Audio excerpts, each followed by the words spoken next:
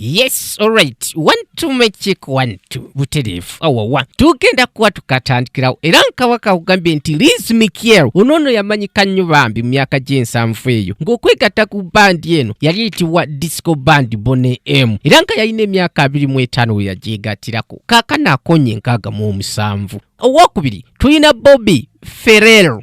Omusajja oyo gw'olaba yalina ekiviiri ekingi ennyo ekiwanvu ddala yegatta ku bandi eno mu 1976 ng'alina emyaka 27 naye wetwogera bino oyo mugenzi.